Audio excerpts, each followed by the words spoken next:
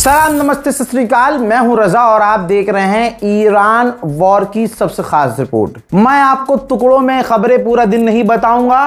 Video की duration देखने के बाद लोगों के अंडों में दर्द। अरे रजा भाई, आज की वीडियो बहुत लंबी हो गई। भाई मैं रील नहीं बनाता हूं मेरी जान। मेरी एक वीडियो और मेरा जो टारगेट होता है ना, मेरी जो ऑडियंस होती है वो मेरे मुझसे बड़े लोग, लाइक जो हमारे बाप दादा की उम्र के लोग हैं, मैच्योर लोग, समझदार लोग, वो मेरी ऑडियंस टारगेट है। रील बनाने वाली ऑडियंस टारगेट नहीं है कि 5 मिनट में बना के निकल जाऊं। अगर हमारी वीडियो 30 मिनट की होगी तो उसमें खबरें पूरे 2 घंटे वाली होंगी। जितनी खबरें हम आपको बताते हैं उतनी खबरों में, मतलब ये हमारी एक वीडियो और किसी और पत्रकार की, किसी और यूट्यूबर की, उसमें 5 वीडियो। मेरे खुद के बहुत सारे सहयोगी दोस्त हैं, जानकार हैं, जो कहते हैं रजा भाई हम आपकी यूट्यूब की वीडियो से ही बहुत सारी न्यूज़ निकाल के एक एक वीडियो बना के डालते हैं। मुझे कोई आपत्ति नहीं है, लेकिन आपको हमारी लंबी वीडियो से दिक्कत है तो आप नहीं देखिए, कोई फ़र्क नहीं पड़ता। दुनिया बहुत बड़ी है, बहुत प्यार करने वाले लोग भी हैं। ऐसे बुजुर्ग लोग, बड़े लोग हमारी ऑडियंस है, जो बेचारे एक बार क्लिक करके किसी बच्चे से कहते हैं भैया रजाग्राफी लगा देना, तो वो 5 मिनट के लिए देख के ख़त्म हो जाए, वो नहीं चाहते। हम चाहते हैं वो आधा घंटा देखें और तमाम बड़ी खबर उनको मिल जाए। ये टारगेट है भाई। अगर किसी को रील देखनी है तो इंस्टाग्राम पर जाइए, वो किसी की भी रील चूतड़ हिलाने वाली देखिए, हमें कोई फ़र्क नहीं पड़ता। हजरात, सबसे बड़ा अपडेट लेके आया हूँ, दिल खुश होगा और आप भी चौकन्ना होंगे। यूएई की हैवानियत और घटियापन दुनिया के सामने आएगा। अक्सर मैंने आपको बताया है कि इसराइल का जो कट्टर साथी है वो यूएई है। यहाँ तक कि एक जुमला मैंने अक्सर बोला है कि इलाके का जो नया इसराइल है वो यूएई है। बोला था ना? जी हाँ, आज एक बार फिर से साबित हुआ। दोस्तों, ये खबर यहाँ से शुरू हो रही है कि नेतन्याहू मिलने गया ट्रंप से और उसने ट्रंप को मनाया ईरान पर बड़ा हमला करने के लिए। डोनाल्ड ट्रंप ने ईरान पर बड़ा हमला करने के लिए बोल दिया, ऐलान भी कर दिया, अप्रूवल भी दे दिया, हमेशा की तरह माहौल बना दिया कि भाई ईरान पर हमला होने वाला है, हम ईरान को मिटा देंगे, ईरान को हिला देंगे, ईरान का ये कर देंगे, वो कर देंगे। अचानक से डोनाल्ड ट्रंप ने एक रात पहले, ये देखिए, ये पोस्ट कर दिया कि हमारी सहमति बन गई है, ईरान से हमारी बातचीत हो गई है, हम ईरान पर हमला नहीं करेंगे। जी हाँ, इस पूरे आपने 6 महीने में देखा है, डोनाल्ड ट्रंप ने ईरान की जब पूरी सभ्यता मिटाने की बात की, ईरान के लोगों को मिटाने की बात की, ईरान पर सबसे बड़ा हमला करने की बात की, तो उसी वक्त 24 घंटे के अंदर ट्रंप पलट भी गया। ट्रंप ने वो तमाम हमले पोस्टपोन किए। ठीक, पिछले 1 हफ्ते से मैं आपको बता रहा हूं कि अमेरिका के हथियार खत्म हो रहे हैं, इंटरसेप्टर खत्म हो रहे हैं। टॉप के अमेरिकी ऑफिशियल ने ट्रंप को बताया है कि बड़ा हमला करने की स्थिति में नहीं है हम। कल मैंने आपको बताया कि अमेरिका की नेवी ने कहा है हम 2 को नहीं बचा सकते, अपने आप को नहीं बचा सकते एक टाइम पर, और हम अपने साथियों को नहीं बचा सकते। हम सिर्फ अपने आप को बचा सकते हैं अगर बचाने पे आए तो। हम अभी स्थिति में नहीं है कि ईरान के हमलों को झेल सकें। ये तमाम चीज़ें साफ बता रही हैं कि अमेरिका हारा हुआ है, बस फड़फड़ा रहा है, दम तोड़ रहा है, और दम तोड़ रहा है लेकिन मान नहीं रहा है कि हम हारे हैं, क्योंकि उसका कैरेक्टर ऐसा है। बहरहाल, खबर ये आई है कि यूएई और इसराइल ने पूरा प्रेशर डाला है डोनाल्ड ट्रंप के बयान के बाद। इसराइल ने कहा है कि हमें बताया भी नहीं और ईरान से डील की बात कर दी और हमला रद्द कर दिया। सबसे बड़ा झटका इसराइल को यह है, यूएई ने जनाब अमेरिका से कहा है कि ईरान पर हमला करो, हम चाहते हैं आप ईरान पर हमला करें। तो ये यूएई है और उसी जगह पर इसराइल है, दोनों एक पाले में। लेकिन दोस्तों, ईरान का सबसे बड़ा दुश्मन सऊदी अरबिया, खुद मोहम्मद बिन सलमान ने इसकी, मैं आपको अरब की रिपोर्ट दिखा दूंगा। ये देखिए, जनाब मोहम्मद बिन सलमान ने खुद डोनाल्ड ट्रंप को डायरेक्ट कॉल किया था कि ईरान पर हमला ना करिएगा, इससे इलाके में इतना तनाव बढ़ जाएगा जिसको हम रोक नहीं पाएंगे, हालात बेकाबू हो जाएंगे।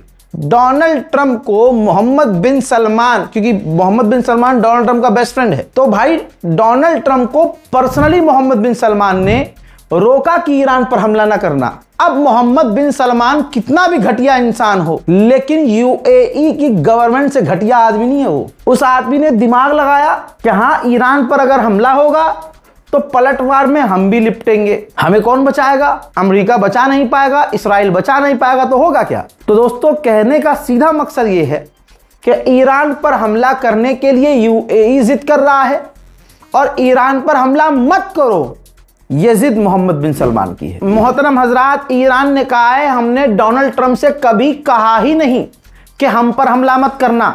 जिस तरह से डोनाल्ड ट्रंप दावा कर रहे हैं कि हमने भीख मांगी कि आप हम पर हमला ना करना, हम हर परिस्थिति के लिए तैयार हैं। मेरे दोस्तों, ईरान के पार्लियामेंट स्पीकर जनाबे गलीबाफ ने फरमाया है कि जो मीडिएटर्स हैं वो दोबारा इस्लामाबाद एग्रीमेंट को, यानी जो पहले एग्रीमेंट, जो पहले डील अमेरिका से हुई थी, उस डील को दोबारा ठीक करने की कोशिश मीडिएटर्स कर रहे हैं। लोग सवाल कर रहे हैं, रजा भाई ये जो आपने पहना है ये कहाँ से लेके आए?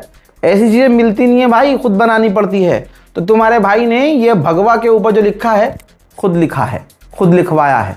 हालांकि ऑनलाइन लिखवाया है, आप भी लिखवा सकते हैं। मैं किसी का प्रमोशन नहीं कर रहा हूँ। आप चाहें तो मेरा कोई बढ़िया वाला फ़ैन मिलेगा, मुझे मेरा कोई बहुत तगड़ा फ़ैन है तो वो कमेंट कर दे, मैं अपनी यही वाली उतार के कोरियर कर दूंगा।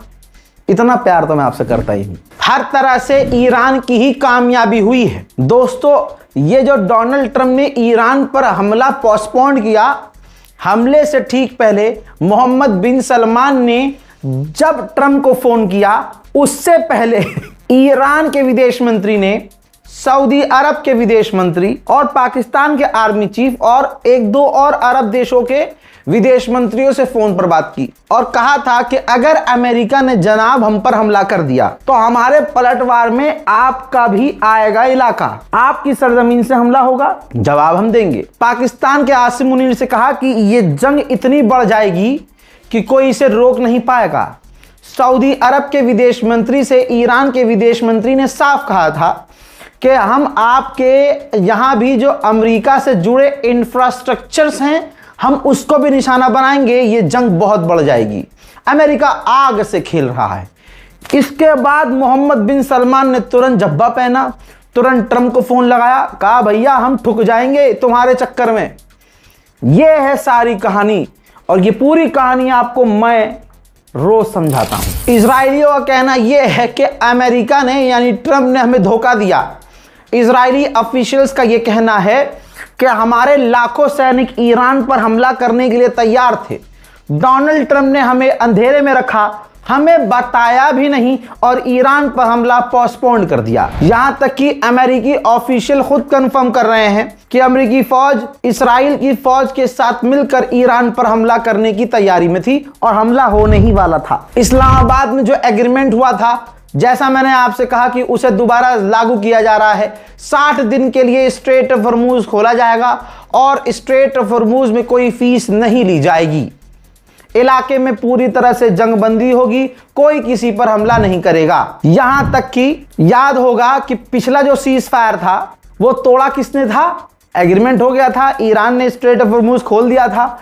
अमेरिका ने ईरान के पूर्व सुप्रीम लीडर शहीद सैयद अली खामनाई के जनाजे वाले दिन, जब जनाजा निकल रहा था, तो बॉर्डर पर ईरान के हमला कर दिया था। तो वो सीज फायर, वो एग्रीमेंट खुद अमेरिका ने तोड़ा था। अब ये ईरान की समझदारी है या बेवकूफ़ी कि दोबारा से वो अमेरिका पर भरोसा करे और दोबारा से सीज फायर करे? मैं इस पर टिप्पणी नहीं करूंगा। मजा तब आ रहा है बस ये खबर देख देख के, सुन के कि अमेरिका ने डोनाल्ड ट्रंप ने धोखा दे दिया नेतन्याहू को। अमेरिका ने बुरा सीन कर दिया है इसराइल के साथ। इसराइल के अखबार तड़प रहे हैं। ये देखिए, टाइम्स ऑफ इसराइल जैसे बड़े अखबारों में लिखा है कि डोनाल्ड ट्रंप ने पूरी तैयारी कर रखी थी इसराइल के साथ मिलकर ईरान पर बड़ा हमला करने की।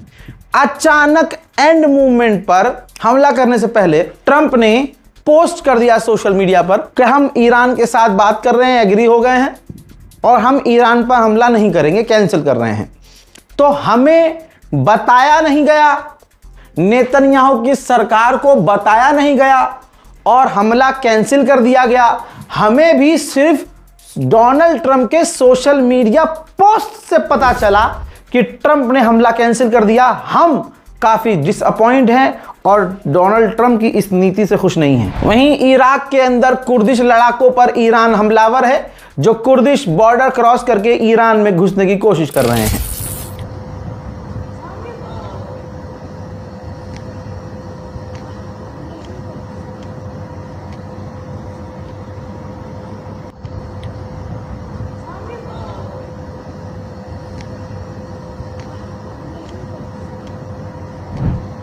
उधर इराकी ऑफिशियल ने बताया है कि अमेरिका ने कुर्दिश को सपोर्ट करने के लिए उनको हथियार भेजा है। सीरिया के रास्ते इराक कुर्द लड़ाकों के लिए, आतंकियों के लिए अमेरिका ने हथियार भेजे हैं।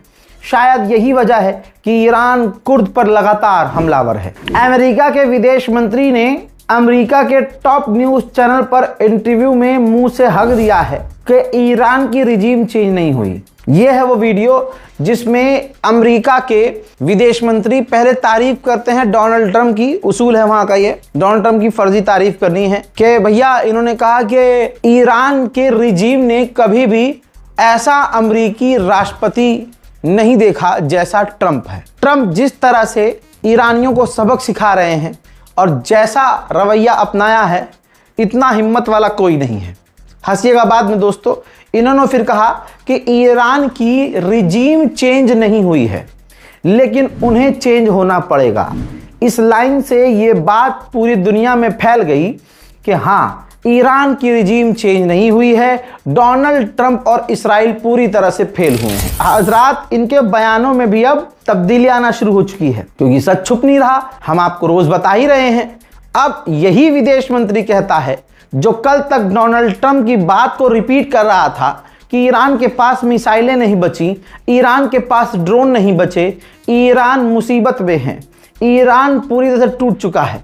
अब ये कह रहा है अमेरिका का विदेश मंत्री कि ईरान के पास अभी भी बहुत सारी मिसाइलें बची हैं, बहुत सारे ड्रोन बचे हैं, लेकिन हाँ, हमने उनके काफी सारे हथियारों को तबाह किया है। तबाह, सारी दुनिया तुम्हारी औकात जान चुकी है और ईरान को दिल ही दिल में शक्तिमान मान चुकी है। मुकेश खन्ना वाला नहीं, वो भड़क ना जाए साला। तो आगे बढ़ते हैं। अब भाई, जो अमेरिका को बाप मानते थे वो कहने लगे ऐसे कैसे आपने रोक दिया। सवाल करने लगे ट्रंप पर कि भाई हमला रोका क्यों, फट गई क्या चड्डी तुम्हारी। तो भाई अब कुछ तो बोलना था। तो डोनाल्ड ट्रंप के ऑफिशियल और ट्रंप ने आगे कहा कि हमने हमला इसलिए पोस्टपोन कर दिया क्योंकि ईरान स्ट्रेट ऑफ हॉर्मूज को खोलने के लिए राजी हो गया था। अब यहाँ दो चीज है, अगर ईरान स्ट्रेट ऑफ हॉर्मूज को खोल देता है तो हम मान लेंगे कि हाँ, अमेरिका जीत गया और ईरान हार गया। लेकिन यहाँ ईरान पर अगर भरोसा करें तो भाई ईरान ने पता है क्या कहा। ईरान ने कहा कि हमने कोई वादा ही नहीं किया, स्ट्रेट ऑफ हॉर्मूज हम खोलेंगे ही नहीं। तो अगर चूतड़ों में दम है ट्रंप के, तो इस बयान के बाद ईरान पर हमला कर दे। हजरात, इज्जत बचाने के लिए अमेरिकी सरकार, डोनाल्ड ट्रंप लगातार झूठ बोल रहा है। हिम्मत ईरान से लड़ने की है नहीं। परवरदिगार आलम ने गैबी ताकत से ऐसी मदद की ईरान की, हम और आप गवाह बन चुके हैं। अब सुनिए, अरब के देशों से जो ईरान के पूर्व सुप्रीम लीडर ने कहा था कि ये जंग बढ़ेगी तो सब लपेटे में आएंगे, तब अरब के देश मुस्कुरा रहे थे कि शायद खामनाई को डर लग रहा है। आज की ताज़ा रिपोर्ट ये है कि अब अरब के जितने भी देश हैं सब फ्रस्ट्रेट हो चुके हैं कि अमेरिका की जिस तरह की बड़ी बड़ी बातें थीं, उसके पास ईरान के लिए कोई प्लान ही नहीं है। ईरान को रोकने पर, ईरान पर हमला करने पर कोई उनकी स्ट्रेटजी ही नहीं है। और नुकसान हमारा ये हो रहा है कि इस जंग में सबसे ज्यादा हमले अरब पर हो रहे हैं और हमारी इकोनॉमी पर असर पड़ रहा है। हज़रात, ईरान ने अमेरिका का जो हाल किया है, इतिहास याद रखेगा, भविष्य में चर्चाएं होंगी इस पर। दोस्तों, 41 दिन की जंग में इराक के ऊपर अमेरिका का एक टैंकर उड़ रहा था, वो भी हिट हुआ था। ईरान के लड़ाकों ने उसको भी हिट किया था। पूरे 4.5 महीने में वो टैंकर ठीक किया गया है और अब वो इस्राइल के लिए रवाना हुआ है। अब सोचिए, अमेरिका कह रहा है कि हमने ईरान पर हमला इसलिए रोक दिया क्योंकि ईरान राजी हो गया था स्ट्रेट ऑफ हॉर्मूज खोलने के लिए। अब ईरान के विदेश मंत्रालय से क्या बयान आ रहा है? ईरान के विदेश मंत्रालय ने कहा कि स्ट्रेट ऑफ हॉर्मूज पहले जैसा होगा नहीं, वो हमारे कंट्रोल में है, अब वो खुलेगा नहीं, हमारे हिसाब से चलेगा, स्ट्रेट ऑफ हॉर्मूज हमारा है। तो झूठा कौन है? ईरान के राष्ट्रपति पेजेश्कियान ने कहा कि हमें अमेरिका को मजबूर करना होगा कि इस्लामाबाद एग्रीमेंट को माने ट्रंप, और ट्रंप फिर से कोई धोखा ना दे, दोबारा हमला ना करे और दोबारा तनाव पैदा ना करे और एग्रीमेंट ना तोड़े। खुद अमेरिका का अखबार क्या कह रहा है नाजरीन, आप देख लीजिए। खुद अमेरिका के अखबार लिख रहे हैं कि डोनाल्ड ट्रंप चाहे कितना भी ईरान पर बम गिरा दे, लेकिन वो बम गिराकर स्ट्रेट ऑफ हॉर्मूज नहीं खोल सकते। ईरानियन ऑफिशियल ने खुद बताया है कि हमारा जो सीज फायर हुआ, हमने इसका फायदा उठाया हथियार मैक्सिमम बनाने में, हथियार तैनात करने में, हथियारों के पार्ट्स इंपोर्ट करने में और अपने आप को मजबूत करने में। در واقع با توجه سابقه بدعهدی امریکایی‌ها می‌دانستیم که ممکنه این در واقع تفاهم‌نامه نقض بشه و دوباره جنگی آغاز بشه. به همین دلیل هیچ وقت اعتماد به امریکایی‌ها نکردیم در این تفاهم‌نامه. 67% अमेरिकियों का यह मानना है कि ट्रंप ने जो ईरान पर हमला किया, इस हमले से अमेरिका को ही उल्टा नुकसान ज्यादा हुआ है। भाई मैं कोई भी, आपका ये भाई कोई भी बात खुदा की कसम अपने मन से नहीं कहता हूं। हम पूरी तरह से रिसर्च करते हैं, क्रॉस चेक करते हैं, और अगर कोई रिपोर्ट नहीं होती हमारे पास, डायरेक्ट सोर्स से खबर पता चलती है, तो हमारे सोर्स इतने पक्के होते हैं कि आपको अब यकीन करना ही होगा, क्योंकि जनाब खामनेई की शहादत का ऐलान जब हमने किया था, सोर्स के बिना किया था। हमारी जो खुद की जो इंटेलिजेंस थी, हमारे जो खुद के सोर्स थे, उनके जरिए। आज तक वो सोर्स मैंने न बताया है न बताऊंगा, आपको यकीन करना होगा। लेकिन अब जो आ रही है खबर, वो प्रूफ के साथ है। ये रही पूरी रिपोर्ट। मैं 4-5 बातें इस पूरी रिपोर्ट को पढ़कर निकाल के आया हूं, जिसमें चिंता में हैं अमेरिका के दोस्त, जैसे अरब के देश हैं, यूरोप के देश हैं, जो अमेरिका को बहुत सुपर पावर मानकर उससे दोस्ती किए बैठे थे। रिपोर्ट यह है कि वो दोस्त, जी हां, जो द न्यूयॉर्क टाइम्स की खबर की रिपोर्ट आपके सामने है, ठीक, सबसे बड़ा अखबार है अमेरिका का, कि जो अमेरिका के जो एलाइज हैं अब वो डर में हैं, चिंता में हैं कि 6 महीने से ईरान पर अमेरिका हमले कर रहा है, लेकिन डोनाल्ड ट्रंप के पास कोई आगे का प्लान था ही नहीं। डोनाल्ड ट्रंप का मानना यह था कि 1 हफ्ते में खामनेई को कत्ल करने के बाद ईरान पर कब्जा कर लेगा अमेरिका, लेकिन कोई भी गोल अचीव नहीं कर पाया अमेरिका। यहां तक कि ना ईरान की मिलिट्री कमजोर हुई, ना ईरान कमजोर हुआ, ना ईरान के लोग बटे, ना ईरान के टुकड़े हुए, ना ईरान की मिसाइलें कम हुई, ना ईरान के हथियार कम हुए, बल्कि अमेरिका के इंटरसेप्टर्स डिफेंस सिस्टम, अमेरिका की फौज कमजोर नजर आ रही है। तो अब एलाइज सोच रहे हैं कि क्या हमें आगे भी अमेरिका पर भरोसा करना चाहिए? क्या अमेरिका हमें किसी भी दुश्मन से बचा सकता है? क्या अमेरिका का हमें एलाई रहना चाहिए? ये सोच रहे हैं अमेरिका के दोस्त।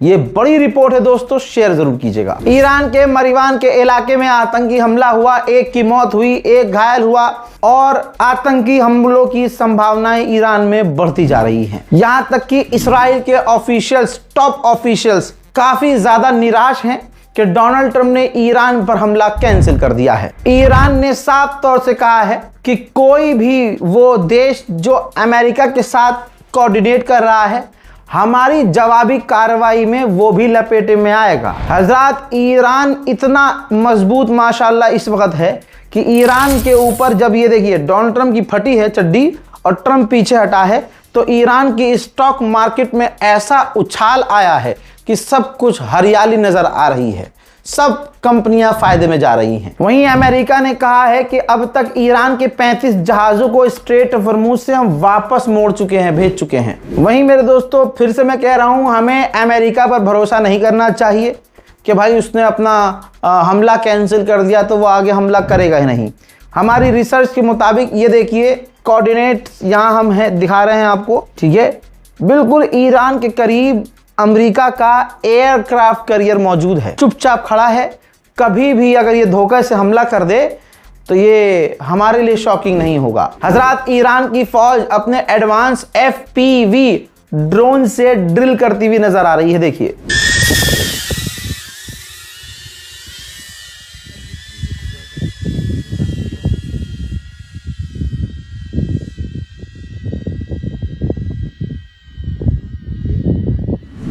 अल्लाह अल्लाह, ईरान क्या खतरनाक जंग लड़ रहा है भाई। बचपन में सुना था हमने कि भाई ईरानी बहुत दिलेर होते हैं, बहादुर किसे कहते हैं, आज हम आंखों से देख रहे हैं। ईरान ने पता है क्या कहा है? ईरान ने कहा है कि अगर बातचीत इस बार फेल होती है तो हम पहले हमला करेंगे। अल्लाह अकबर। शेयर कीजिए इस वीडियो को। आपको मतलब ये सोच लीजिए कि आपको इतनी लंबी वीडियो देखने का अफसोस नहीं होगा जिस तरह की खबरें हमारी टीम आपको देती है मेरे जरिए। अब एक खबर और, ईरान राजी क्यों हुआ? ये मेरा खुद का सवाल था, लेकिन अभी अभी खबर आई है कि ईरान राजी क्यों हुआ है, ईरान एग्रीमेंट पर राजी क्यों है, और बातचीत ईरान ने क्यों की है, और ईरान ने भी हमले क्यों बंद किए हैं, डोनाल्ड ट्रंप ने हमले कैंसिल क्यों किए हैं। अरब देशों ने, जो भी अरब देश हैं, उन अरब देशों में ओमान भी शामिल है, बहरीन भी शामिल है, कुवैत भी, कतर भी, सऊदी भी, सब शामिल हैं। सबने देखा जब ईरान की जिद है कि वो स्ट्रेट ऑफ हॉर्मुज को नहीं छोड़ेगा, तो उन सब ने मिलकर ईरान को एक ऑफर दिया कि एक काम कीजिए, जब सारे जहाज आएंगे तो वो आपके रास्ते से आएंगे, और जब वो जाएंगे तो ओमान के रास्ते से जाएंगे। सो स्ट्रेट ऑफ हॉर्मुज में आपका ही कंट्रोल रहेगा और ओमान भी उसमें इन्वॉल्व रहेगा, और स्ट्रेट ऑफ हॉर्मुज आपके कंट्रोल में रहता हुआ खुल भी जाएगा। इसमें विन विन वाली सिचुएशन थी। ईरान यही कह रहा था, ईरान तो खुद ही कह रहा था ओमान से कि भाई मिल के पैसा वसूलते हैं, अब नाक ऐसे पकड़ो या ऐसे पकड़ो, पकड़ी तो तुमने नाक ही है, जीत तो ईरान की हुई है। लिहाजा ईरान इसी वजह से रुक गया है और बातचीत कर रहा है। ईरान के विदेश मंत्री ने खुद कहा है कि वो देश जो कल तक बहुत उछल रहे थे वो हमसे टच में हैं, जैसे यूके, फ्रांस, बुल्गारिया, जर्मनी, ये हमसे टच में हैं और हमसे कह रहे हैं कि हम कोई ऐसा काम नहीं करना चाहते जिससे जंग बढ़े, और हम आपसे, ईरान से कोई जंग नहीं चाहते। फट गई रे, फट गई, चड्डी फट गई।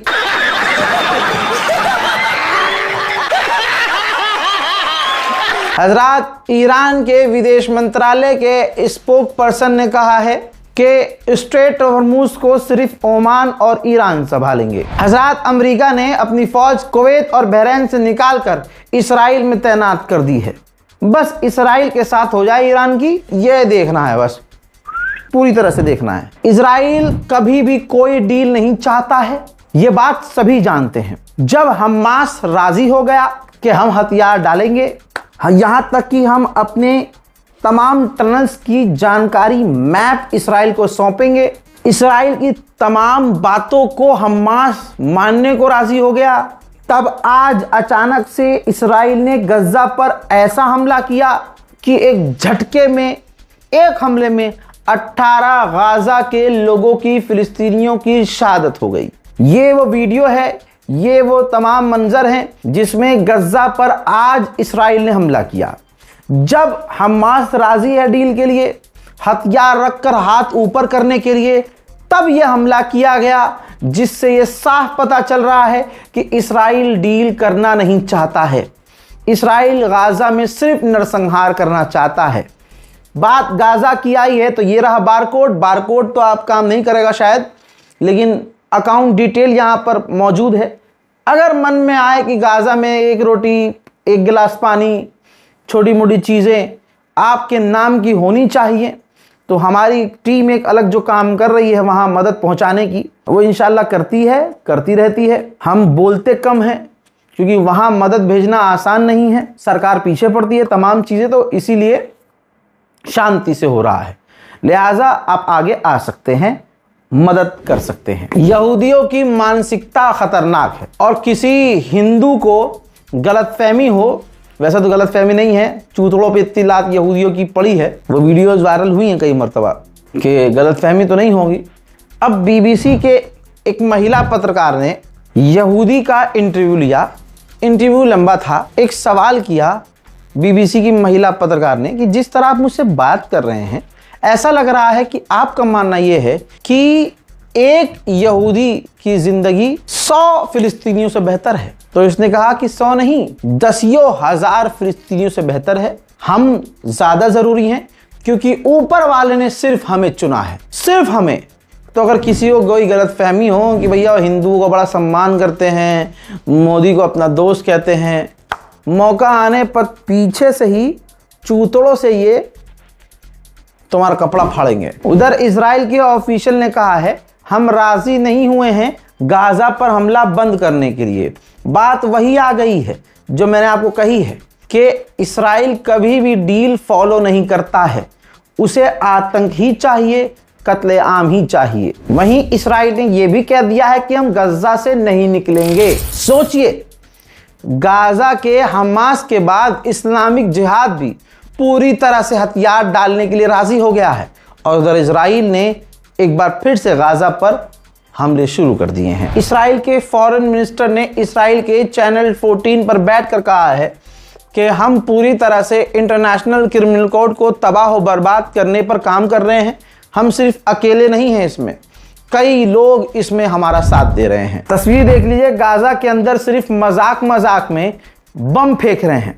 जो दीवार इन्होंने बनाई है गाजा के अंदर, ये मजाक में ग्रेनेड फेंक रहे हैं। हजरात, इजराइल का फाइनेंस मिनिस्टर नेतन्याहू से मांग कर रहा है कि गाजा के अंदर 3 सेटलमेंट अप्रूव कर दो। 3 सेटलमेंट यानी 3 इलाके अलग अलग फिलिस्तीनियों का छीन कर यहूदियों को बसाने के लिए आप अप्रूव कर दो। सिर्फ जुलाई के महीने में 152 फिलिस्तीनियों का गाजा के अंदर कत्ल कर दिया, जिसमें बच्चे ज्यादा हैं, जो पिछले बार से ज्यादा उसने कत्ल किए हैं। लेकिन दुनिया खामोश है, बिल्कुल खामोश। झटकुल्ले कहते हैं रजाग्राफी फिलिस्तीन के लिए नहीं। वो बेटा, जब तुम अम्मा की कोख में रहोगे ना, तब से फिलिस्तीन के लिए बोलता आया हूं। जब पत्रकार नहीं था तब भी बोलता आया हूं, समझे। जब हमारी खुद की दाढ़ी मूछे नहीं थी ना, जब हम नुन्नू छोटे से हुआ करते थे, तब भी फिलिस्तीन का झंडा लेकर अलविदाई जुमे को रमजान में हम अपने बाप के साथ सड़क पर उतरकर फिलिस्तीन के लिए आवाज उठाते थे। और जब से यूट्यूबर बने हैं तब तो फिलिस्तीन और सिर्फ फिलिस्तीन सबसे पहले रहता है। हजरात, इजराइल का फाइनेंस मिनिस्टर एक पॉडकास्ट में गया है और कह रहा है कि हमें गाजा के अंदर सेटलमेंट करना होगा, लोगों के घरों को तोड़ना होगा, उनके इलाकों में कब्जा करना होगा, तभी हमें जीत मिलेगी। और फिलिस्तीन और फिलिस्तीनी नाम की कोई चीज नहीं होती है। हजरात, लेबनान में इजराइल की फौज मौजूद है, वहां से वो निकल भी नहीं रहे हैं। कल तक वो हिजबुल्लाह को निशाना बना रहे थे। आज इजराइल की गोलीबारी में 5 लेबनान के फौजी ही घायल हो गए हैं और आखिर में इल्जाम इजराइल की फौज ने हिजबुल्लाह पर लगा दिया। हजरात, इजराइल जहां जहां कदम रखता है, चाहे सीरिया हो, गाजा हो, फिलिस्तीन हो, वेस्ट बैंक हो, लेबनान हो, वो लोगों को जलाता है। ये वीडियो है, हल्का सा ब्लर है बिकॉज मैं सेंसर करता हूं ऐसी चीजों को।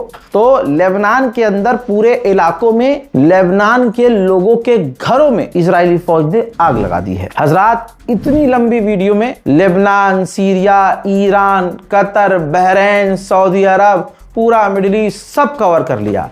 बताइए, ये वीडियो है ना काबिल तारीफ कि एक वीडियो के अंदर सारी खबर मिल गई, सारा दिन इंतजार नहीं करना पड़ा अगली खबरों के लिए। अब इस रिपोर्ट को शेयर कीजिए, अपनी राय कमेंट में लिखिए, दुआओं में याद रखिए। जय हिंद वस्सलाम।